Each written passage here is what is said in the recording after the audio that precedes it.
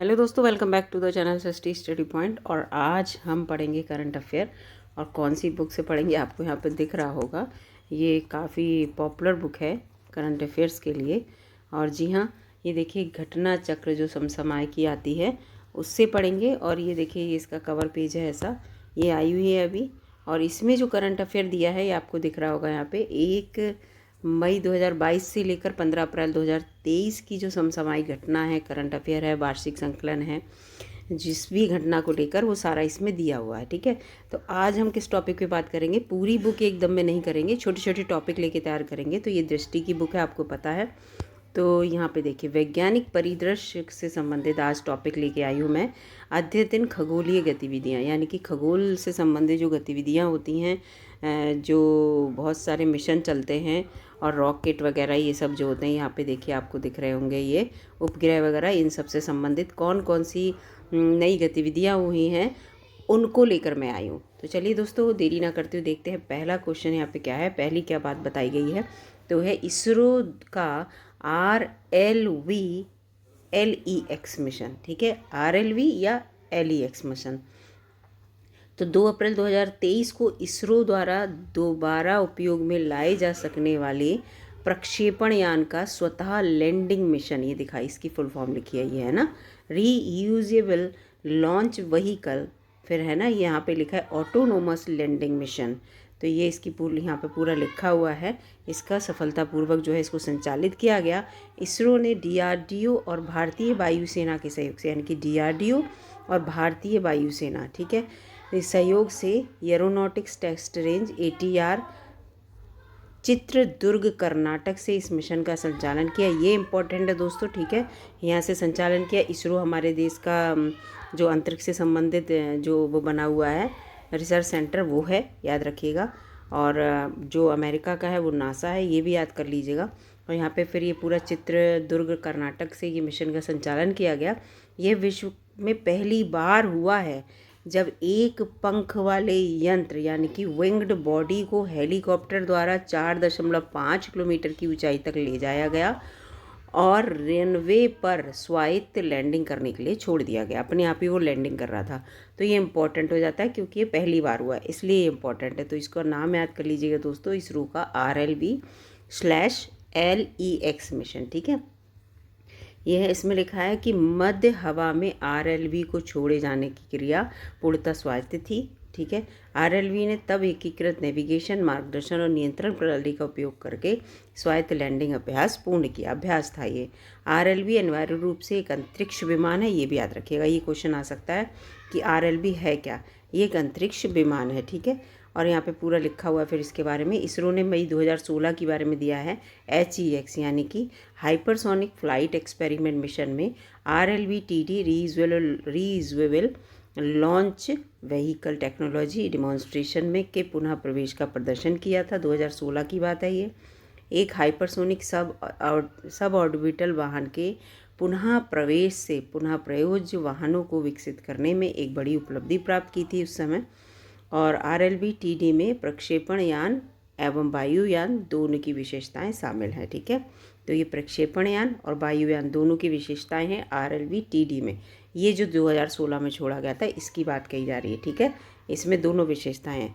जबकि ये जो है RLV/LEX मिशन जो है, इसके तहत जो ये था, ये एक अंतरिक्ष विमान था, इसको याद रखिएगा। ठीक है, तो ये अंतर याद रखिए क्योंकि ये कथन और जो कारण वाले क्वेश्चन आते हैं ना, कथन कारण वाले, उनमें ये ऐसे आ जाते हैं अभी कारण वाले, फिर वो टेंशन होती है कि हमने पूरा क्वेश्चन सही से नहीं पढ़ा।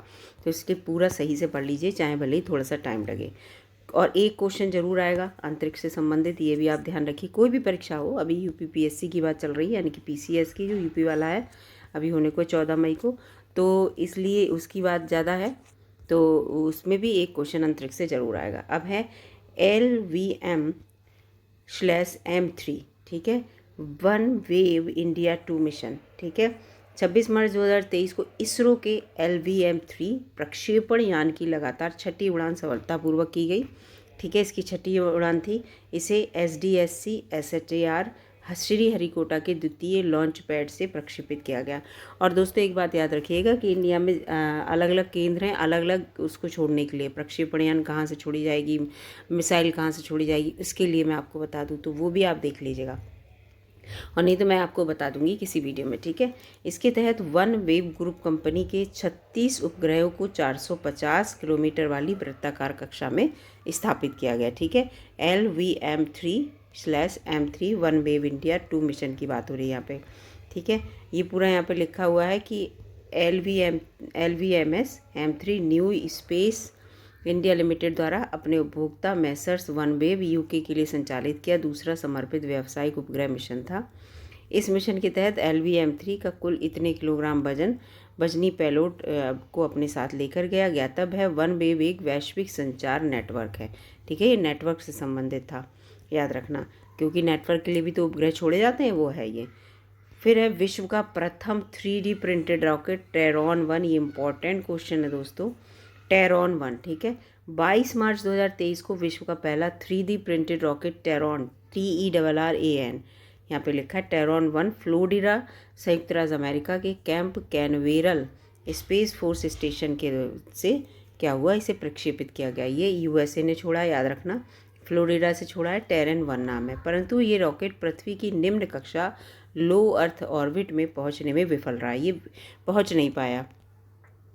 इस रॉकेट का विकास कैलिफोर्निया स्थित एरोस्पेस स्टार्टअप रिलेटिविटी स्पेस द्वारा किया गया था। इस रॉकेट में 110 फीट ये लंबा 7.5 फीट व्यास वाला 3D प्रिंटेड रॉकेट था। मीथेन से संचालित इस रॉकेट का 85% द्रव्यमान मिश्र धातुओं से 3D प्रिंटेड था। टेरॉन बिन लॉन्च की जाने वाली अब तक की सबसे बड़ी 3D प्रिंटेड संरचना, इसको याद रखना, टेरॉन सबसे बड़ी प्रिंटेड संरचना है और पहली बार इसे लॉन्च किया गया, भले ये विफल हो गया, इसको याद रखना, ठीक है। इंपॉर्टेंट हो जाता है क्योंकि विश्व का पहला है। अब यहाँ पे है कि मेगा ट्रॉपिक्स 1 का नियंत्रित पुनर्प्रवेश सफल, ठीक है, ये इंपॉर्टेंट है।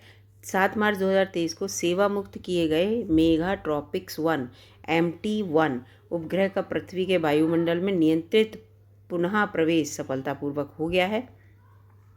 इसके बाद इस उपग्रह को प्रशांत महासागर में उतारा गया, ठीक है, उष्णकटिबंधीय मौसम और जलवायु अध्ययन करने के लिए, ठीक है। इसरो और फ्रांसीसी अंतरिक्ष एजेंसी के बीच, याद रखना, किसके बीच ये समझौता हुआ है, सहयोगी प्रयास हुआ है। एक तो हमारी इंडिया की इसरो और फ्रांसीसी अंतरिक्ष एजेंसी कौन सी है, CNES, आपको फ्रांस की पता चल गई, अंतरिक्ष एजेंसी कौन सी है, CNES के बीच एक सहयोगी प्रयास के रूप में इस उपग्रह को 12 अक्टूबर 2011 को प्रक्षेपित किया गया था। अब इसे पुनर्प्रवेश, जो नियंत्रित पुनर्प्रवेश जो है वो सफल हुआ है, ठीक है। इसको 2011 में किया गया था, ठीक है, याद रखना। और ये क्या गतिविधि पता करता है, ये पता करता है उष्णकटिबंधीय मौसम और जलवायु अध्ययन करने के लिए, ठीक है, ये लिखा है उष्णकटिबंधीय मौसम और जलवायु के अध्ययन करने के लिए इसको जो है प्रक्षेपित किया गया था, इसको ध्यान रखना, ठीक है। इसका प्रक्षेपण PSLV-C-18 के द्वारा, जिसके द्वारा किया जाता है, इसका बेस जो होता है उसके द्वारा किया गया। मूलतः इस उपग्रह का जीवन काल 3 वर्ष निर्धारित किया गया है, ठीक है, 3 वर्ष तक ये रहेगा वहाँ पे। तथापि ये उपग्रह 2021 तक उपयोगी आंकड़ों को उपलब्ध कराता रहा था। ये जब वो 2011 में छोड़ा गया था, इसरो ने इस उपग्रह को अंतरिक्ष कचरे को कम करने के लिए अपनी प्रतिबद्धता के तहत पृथ्वी पे क्या है, उतारा है, ठीक है। तो इस चीज़ को याद कर लेना दोस्तों, जिससे कि जो है आपको जो है आसानी हो जाए इसको सही से याद करने के लिए, और ये इम्पॉर्टेंट हो जाता है, ठीक है दोस्तों, बहुत इम्पॉर्टेंट है ये। इसको जो इम्पॉर्टेंट है वो मैं आपको बताती चल रही हूँ, जिससे कि कोई दिक्कत ना हो। अब ये सबसे इम्पॉर्टेंट क्वेश्चन है जो आजकल बड़ी चर्चाओं में है दोस्तों। बृहस्पति सौर मंडल का सर्वाधिक उपग्रह वाला ग्रह हो गया, ठीक है, यानी कि बृहस्पति जो ग्रह है उसके पास सबसे ज़्यादा उपग्रह हो गए हैं। 3 फरवरी 2023 को की गई घोषणा के अनुसार वैज्ञानिकों ने बृहस्पति के 12 नए उपग्रहों को मून्स कहते हैं, खोजा है, ठीक है। तो याद रखना, ये क्वेश्चन आ सकता है, कथन कारक में मैं आपको बता रही हूँ, आ सकता है। नासा के अनुसार वर्तमान में बृहस्पति के कुल कितने 95 हो गए उपग्रह उसके पास, बृहस्पति के पास, ठीक है। इस प्रकार बृहस्पति सौरमंडल का सर्वाधिक उपग्रह वाला ग्रह हो गया है। और शनि जो है वो दूसरे नंबर पे आ गया है, सैटर्न इसके 83 हैं केवल, ठीक है। बृहस्पति को जुपिटर कहते हैं इंग्लिश में, ये भी याद रखिएगा। बृहस्पति के नए उपग्रहों की खोज 2021 और 22 के मध्य हवाई व चिली में स्थित दूरबीनों द्वारा की गई, यानी कि इंडिया में नहीं, हवाई और चिली की दूरबीनों द्वारा की गई। इन नए उपग्रहों का आकार जो है कितना है, 0.6 मील से 2 मील की रेंज में है। उल्लेखनीय है बृहस्पति के 4 सबसे बड़े उपग्रहों में आयो, बृहस्पति के जो, ये भी क्वेश्चन आ सकता है, इसको याद रखिएगा।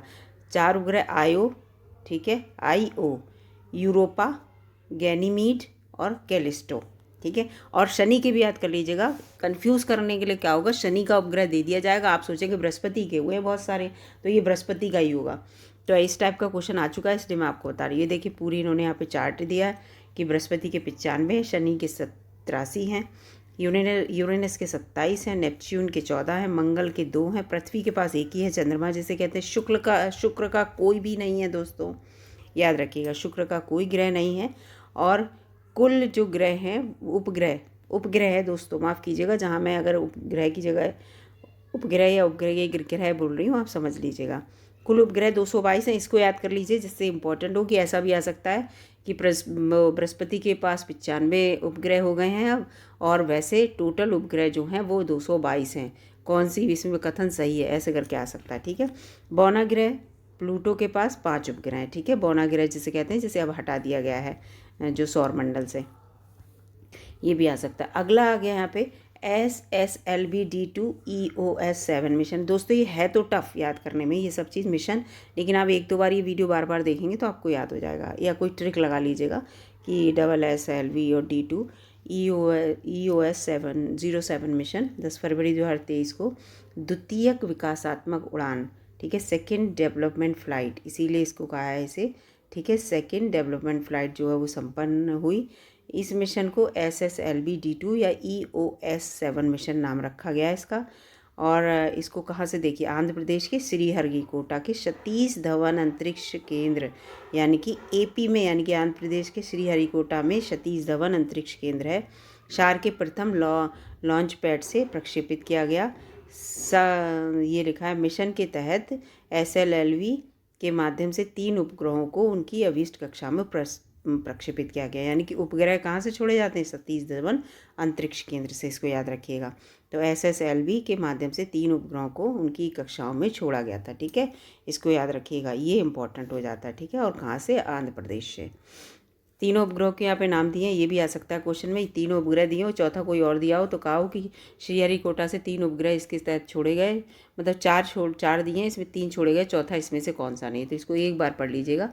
EOS-7 जानुस A1 और आज़ादी सेट 2, तो ये आपको याद हो जाएंगे आसानी से, क्योंकि ये आप किसी से लिंक कर सकते हैं, ठीक है। इसमें यहाँ पे लिखा है EOS-7 इसरो द्वारा डिज़ाइन एवं विकसित एक भू प्रक्षेपण उपग्रह है, ठीक है, अर्थ को ऑब्जर्व करने वाला सैटेलाइट है, जो कि अगर आप EOS-7 जो है पूरा अर्थ को ऑब्जर्व करेगा, ठीक है। इसका वजन 156.3 किलोग्राम है। जानूस के बारे में पूरा दिया है, ये एक प्रौद्योगिकी प्रदर्शक एक स्मार्ट उपग्रह मिशन है, ठीक है। ये अमेरिकी कंपनी एंटारिस का उपग्रह है, याद रखना। जानूस एक 10.2 किलोग्राम वजनी उपग्रह है। जानूस विश्व का प्रथम क्लाउड निर्मित प्रदर्शन उपग्रह है, ठीक है, क्लाउड बिल्ड डिमॉन्स्ट्रेशन सैटेलाइट है, ये याद रखना, ठीक है। ये क्वेश्चन आ सकता है कि क्लाउड निर्मित प्रदर्शन उपग्रह कौन सा है, तो वो जानूस है, ठीक है, याद रखना। फिर है आज़ादी सेट 2 जो है, आज़ादी सेट जो चेन्नई स्थित भारतीय aerospace startup space kids India, ठीक है, ये भारत से संबंधित है, द्वारा निर्मित किया गया। यह आज़ादी से ही आप समझ जाएंगे, इसका वजन 8.8 किलोग्राम है। विश्व का ये प्रथम अवसर था जब ग्रामीण पृष्ठभूमि से संबद्ध 750 छात्राओं के साथ मिलकर किसी उपग्रह के निर्माण में योगदान, ये इंपॉर्टेंट हो जाता है। आज़ादी सेट 2 जो है, इसमें 750 छात्राओं ने इसमें योगदान दिया, ये पहला मौका है, तो ये क्वेश्चन इंपॉर्टेंट हो जाता है, ठीक है। याद रखना कि कौन सा जो है उपग्रह जो है उसके निर्माण में इन बच्चियों ने जो है, छात्राओं ने हेल्प की है, तो वो आज़ादी सेट 2 है। यहाँ पे देखो लिखा, सभी महिला अवधारणा के साथ यह अपनी तरह का पहला अंतरिक्ष मिशन है, जिसका उद्देश्य स्टेम मैंने आपको बताया था, साइंस, ये साइंस होगा, ये टेक्नोलॉजी होगा, ये इंजीनियरिंग होगा, ये मेडिकल हो गया, ठीक है। इसमें पूरा यहाँ पे मेडिकल नहीं, मैथमेटिक्स, साइंस का तो यहाँ पे आ गया, में महिलाओं को बढ़ावा देना, केवल इसीलिए इसमें महिलाओं को 750 महिलाओं को जो है जोड़ा गया। अब आ गया अमीरात चंद्र मिशन। ये क्वेश्चन आ चुका है दोस्तों, आपको मैं बता दूं 11 दिसंबर 2022 को अमेरिका के फ्लोरिडा स्थित Canaveral space force station space x के फाल्कन 9 रॉकेट द्वारा अमीरात चंद्र मिशन को सफलतापूर्वक प्रक्षेपण किया गया। ये क्वेश्चन जो है टेस्ट सीरीज मैंने कोई सी की होगी, उसमें ये क्वेश्चन दिया था, तो इसलिए मुझे ये आपको लग रहा है कि ये क्वेश्चन आने की पूरी उम्मीद है। चंद्रमा की सतह पर लैंड करने के लिए लक्षित ये पहला अरब मिशन है, ठीक है, यूएई का, याद रखना। चंद्रमा की सतह पर लैंड करने वाला ये अमीरात चंद्र मिशन है। इस मिशन के तहत राशिद रोवर को अप्रैल 2023 में चंद्रमा के उत्तर पूर्व में स्थित एटलस क्रेटर पर उतारा गया। किसे उतारा गया, याद रखना, राशिद रोवर को। कुर्सी के आकार के राशिद रोवर का वजन लगभग ये है, ठीक है। और राशिद रोवर चंद्रमा की सतह पर एक ऐसे क्षेत्र पर उतारा जाएगा जिसका, और राशिद रोवर ये नहीं, व्यक्ति नहीं, आपको याद बता दूं कि आप राशिद रोवर व्यक्ति समझें, ठीक है, जिसका अभी तक भेजे गए किसी चंद्र अन्वेषण मिशन द्वारा अध्ययन या अन्वेषण नहीं किया गया। लिखा, राशिद रोवर चंद्रमा की सतह पर एक ऐसे क्षेत्र में उतारा जाएगा जिसकी अभी तक भेजे गए किसी भी मतलब उस क्षेत्र पे उतारा जाएगा जहाँ चंद्रमा का अभी तक अध्ययन नहीं हुआ है। ये मिशन पूर्ण 100% अमीराती इंजीनियरों द्वारा एक दल के द्वारा बनाया गया है। इस मिशन हेतु दुबई स्थित मोहम्मद बिन राशिद स्पेस सेंटर ने जापान की एक निजी कंपनी आई स्पेस इंक के साथ अनुबंध किया है। अब आप समझ लीजिए दुबई में ये एक सेंटर है MBRSC, और जापान की निजी कंपनी आई स्पेस है। तो आप इस तरह से याद रखिएगा, ये भी क्वेश्चन आ सकता है। तो यहाँ पे इसके साथ साथ आ गया मिशन डियर मून में दिसंबर 2022 में यूसाकू माई जावा के पहले नागरिक चंद्र पर्यटन मिशन के लिए विश्व भर से 10 मशहूर हस्तियों का चयन किया गया है। चयनित यात्रियों में एक भारतीय देव जोशी भी शामिल है, ये इंपॉर्टेंट हो जाता है। डियर मून, ठीक है, मिशन डियर मून। ये देखिए यहाँ पर पूरा लिखा है कि किस किस को यहाँ पे कमांडर कौन होगा इसका, और इसके साथ साथ किस किस को यहाँ पे 10 पूरे सदस्य को, यहाँ पे इंडिया का भी एक व्यक्ति है, इसलिए इम्पोर्टेंट हो जाता है। तो इसलिए ये जो है, इसीलिए हम लोगों के लिए ये देखिए यहाँ लिखा है, ये अभिनेता हैं देव जोशी भारत के, इनको इसमें इंक्लूड किया गया, इसलिए इम्पोर्टेंट है। देव जोशी भारतीय अभिनेता हैं और मीडिया इन्फ्लुएंसर हैं। इन्हें भारतीय सुपर हीरो बालवीर के किरदार निभाने के लिए जाना जाता है। जो बालवीर सीरियल आता है उसमें जो बालवीर हैं वो है ये देव जोशी, ठीक है। डियर मून विश्व का पहला नागरिक चंद्र पर्यटन मिशन है, ठीक है, विश्व का है, जिसकी कल्पना और वित्त पोषण जापानी अरबपति द्वारा यूसाकू माइजावा ने किया है, ठीक है, उन्होंने किया है। इस मिशन की घोषणा सर्वप्रथम 2018 में की गई थी और 2023 में लॉन्च किए जाने का प्रस्ताव है। परियोजना के अंतर्गत स्पेस एक्स स्टारशिप अंतरिक्ष यान का उपयोग इस निजी अंतरिक्ष उड़ान के लिए किया जाएगा, ठीक है। ये निजी अंतरिक्ष उड़ान है। ये मिशन में शामिल सदस्य अंतरिक्ष यान में सवार होकर चंद्रमा की कक्षा में प्रवेश करेंगे, यानी कि इसकी परिक्रमा करेंगे। आप याद रखना, ये जितने भी लोग हैं वो जाएंगे, तत्पश्चात ये मिशन वापस आ जाएगा, पृथ्वी पर लौट आएगा। इस मिशन के तहत सदस्य चंद्रमा की सतह पर उतरेंगे नहीं, केवल उसकी परिक्रमा करेंगे, ठीक है। कौन सा मिशन है, याद रखना, ये मिशन डियर मून, ठीक है, डियर मून। फिर ये देखिए, ये इम्पॉर्टेंट हो जाता है। फिर यह नासा, यहाँ पे देखिए, यह नासा चंद्र मिशन पहली महिला अंतरिक्ष यात्री, इम्पोर्टेंट है बहुत। आर्टेमिस सेकेंड नासा के आर्टेमिस कार्यक्रम का द्वितीय प्रस्ताविक शेड्यूल है, जो आर्टेमिस पहले था उसका द्वितीय प्रस्ताविक शेड्यूल है। वर्ष 1972 में अपोलो 17 के बाद ये चंद्रमा हेतु पहला मानव युक्त मिशन होगा। इसमें जो मनुष्य जाएगा, इसलिए ये पहला होगा। 3 अप्रैल 2023 को नासा ने आर्टेमिस सेकेंड चंद्र मिशन पर जाने वाले 4 अंतरिक्ष यात्री जाएंगे, और चारों का नाम ये है, Reid Wiseman, Victor Glover, Christina Hammock Koch और जेरेमी हैसन। तो इसमें जो क्रिस्टीना है ये फीमेल हैं और ये पहली महिला होंगी अंतरिक्ष यात्री जो जाएंगी, ठीक है, चंद्र मिशन में। याद रखना, क्रिस्टीना नाम है, अच्छा नाम है। उल्लेखनीय है, वर्तमान में क्रिस्टीना कोच का नाम अंतरिक्ष की किसी महिला द्वारा सबसे लंबी एकल अंतरिक्ष उड़ान के लिए रिकॉर्ड है। ये सबसे लंबी इन्होंने अंतरिक्ष में उड़ान करी थी, 328 दिन की, और टीवी पे ही आया भी था, आपने देखा भी होगा, ठीक है। तो क्रिस्टीना कोच हैं ये। तभी तो मैं कह रही हूँ नाम जो है इसको थोड़ा सुना सा लग रहा है। साथ ही वह पहली पूर्णतः महिलाओं द्वारा की गई स्पेस वॉक में भी शामिल थी, जिसमें केवल महिलाएं गई थी। स्पेस वॉक किया था जिन्होंने स्पेस में जाके, उसमें भी इनका नाम था। ठीक है, अब ये किस में जाएंगी, अब ये जो चंद्रयान है ये वाला मिशन, पहली महिला यात्री नासा चंद्र मिशन, इसमें जाएंगी। ठीक है, तो इसको याद रखिएगा, जो पहली बार है सबसे लंबा अरब अंतरिक्ष मिशन। ठीक है, तो MBRSC ये आपको बता ही दिया था मैंने कि ये अरब का है। तो सबसे लंबा जो है अरब अंतरिक्ष यात्री मिशन जो है उसकी घोषणा कर दी गई है। ISS हेतु 6 माह लंबा ये मिशन 2 मार्च 2023 को लॉन्च किया गया। ये लॉन्च हो चुका है। नासा के तत्वाधान में स्पेस एक्स के क्रू 6 मिशन के अंग के रूप में एक अमीराती अंतरिक्ष यात्री सुल्तानुल नयादी को भेजा ISS पे भेजा गया। ठीक है, सुल्तानुल नयादी को भेजा गया है। फिर ये दूसरा अवसर है जब कोई अंतरिक्ष अन्वेषण हेतु UAE का कोई अमीराती अंतरिक्ष यात्री गया है।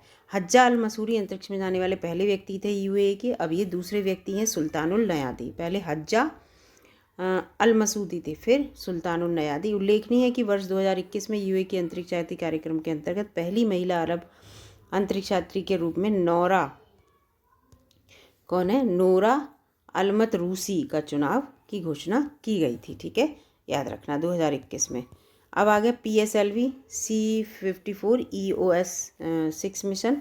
ये 26 नवंबर 2022 को भारत के ध्रुवीय उपग्रह प्रक्षेपण यान की 56वीं उड़ान सफलतापूर्वक हुई। काफ़ी उड़ानें ले चुका है। इसे भी देखिए आप, ये देखो आ गया ये अंतरिक्ष केंद्र कहाँ से, श्रीहरिकोटा सतीश धवन अंतरिक्ष केंद्र से लॉन्च पैड से सफल उड़ान भरी इसने। ठीक है, इसके पश्चात मुख्य उपग्रह EOE 6 और 8 नैनो उपग्रह 2 विभिन्न सूर्य तुल्यकालिक ध्रुवीय कक्षाओं में स्थापित कर दिया। जो ये लिखा है कि मिशन जो है ये वाला भारतीय अंतरिक्ष इसरो लिखा, इसरो द्वारा संचालित लंबी अवधि में के मिशनों में से एक है। ठीक है, याद रखना ये, तो ये इंपॉर्टेंट हो जाता है। PSLV C54 EOS 6 mission. ठीक है, ध्रुवीय उपग्रह प्रक्षेपण यान है, याद रखना। और इसकी कौन सी वो थी, 56वीं उड़ान थी। ठीक है, ये याद रखना। ये पूरा लिखा है इसका, देखिए पूरा लिखा है ये क्या क्या है इसमें, संबंध, उपग्रह भारत, ये सारा इसका लिखा हुआ है। पिक्सेल भारत, ध्रुव स्पेस भारत। ठीक है, जो इसके द्वारा प्रक्षेपित उपग्रह प्रक्षेपित किए गए हैं। ठीक है, इसके द्वारा प्रक्षेपित किए हैं उनके बारे में पूरा लिखा है, कितना वजन है, कितना द्रव्यमान है, किस किस के द्वारा छोड़ा गया है, ये सब इसमें लिखा हुआ है। ठीक है, ये पूरा लिखा हुआ है इसके बारे में EOS। और ये यहाँ पे ये लिखा है कि INS-2B उपग्रह को इंडिया भूटान सेट के नाम से भी जाना जाता है, ये भी याद कर लेना। ये एक नैनो उपग्रह है, भारत व भूटान के संयुक्त रूप से विकसित उपग्रह है, और ये भूटान का दूसरा उपग्रह, ये भी याद रखिएगा। ठीक है, तो इसलिए इम्पोर्टेंट हो जाता है। ठीक है, अगले क्वेश्चन पे आते हैं दोस्तों। यहाँ पे अगला ही पूरा इनके बारे में, सब के बारे में दिया है यहाँ पे। अब आ जाता है इनके जो हैं इन सब के बारे में दिया था। अब आ जाते हैं यहाँ पे विक्रम-S, भारत का पहला निजी प्रक्षेपण यान, ये इम्पोर्टेंट है दोस्तों। ठीक है, तो 18 नवंबर 2022 को विक्रम-S, ठीक है, विक्रम साराभाई ऐसे याद कर लेना तो आपको याद हो जाएगा, विक्रम-S से विक्रम साराभाई। रॉकेट का प्रक्षेपण सफलतापूर्वक हुआ।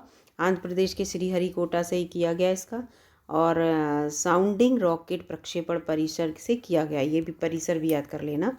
Messrs Skyroot Aerospace Private Limited द्वारा इस रॉकेट को मिशन प्रारंभ के तहत ठीक है, मिशन प्रारंभ के तहत प्रक्षेपित किया गया। निजी क्षेत्र द्वारा डिजाइन किया गया और निर्मित किया गया ये रॉकेट भारत का पहला प्रक्षेपण था, याद रखना ये पहला है, और मिशन प्रारंभ के तहत किया गया इसको। ठीक है, कौन सा, विक्रम-S। ठीक है, यह मिशन अंतरिक्ष विभाग के अंतर्गत एक स्वायत्त nodal agency IN space E, ये ठीक है, ये निजी कंपनी है। ठीक है, Indian National Space Promotion and Authorisation Centre द्वारा प्राधिकृत था, ऑथराइज था। विक्रम-S रॉकेट को बेहद कम समय में प्रक्षेपण के लिए तैयार करने में इसरो के विभिन्न केंद्रों, यानी कि सतीश धवन अंतरिक्ष केंद्र है। ठीक है, इसके साथ साथ विक्रम साराभाई अंतरिक्ष केंद्र है, फिर स्काई रूट टीम तथा IN स्पेस E के जो भूमिका है वो बहुत रही। ठीक है, इसको याद रखिएगा। विक्रम-S अपने साथ अंतरिक्ष में कुल 3 पेलोड को लेकर गया था, जिसमें एक विदेशी ग्राहक का पेलोड शामिल था। विदेशी ग्राहक का भी विक्रम-S अपने साथ जिन 3 ग्राहकों के पेलोड लेके गया था उनका ये है। ठीक है, विवरण पूरा दिया है किस किस को लेके गया था। स्पेस किड्स इंडिया चेन्नई के, और N space tech India Andhra Pradesh, और ये लिखा है बजूम्क आर्मेनिया का। ठीक है, विक्रम एस द्वारा स्पेस किड्स इंडिया के फैनसेट नामक उपग्रह को प्रक्षेपित किया जाएगा। ये पूरा यहाँ पे लिखा हुआ है। ठीक है, विक्रम एस के बारे में लिखा है कि भारत की निजी कंपनी के द्वारा, यहाँ पे पूरा लिखा हुआ है दोस्तों। तो ये यहाँ पे लिखा पूरा प्रमोशन वाला है और पूरा इसके बारे में यहाँ पे लिखा हुआ है। ठीक है, ये इसका कितना वजन है। ठीक है, फिर यहाँ पे ये आ गया कि LV-M3M2 में जो है मिशन, इसके बारे में है। GSLV MK3 एक त्रिचरणीय प्रक्षेपण यान है। ठीक है, इसमें लिखा हुआ है। और GLSV MK3 के नाम का परिवर्तन कर दिया गया है। ठीक है, अब GSLV MK3 को LVM यानी कि लॉन्च व्हीकल MK3 कहा जाएगा। ये इंपॉर्टेंट है दोस्तों, क्योंकि हम GSLV MK3 पढ़ते चले आ रहे हैं और LVM थर्ड MK3 इसका नाम रख दिया गया, तो इसको याद कर लीजिएगा।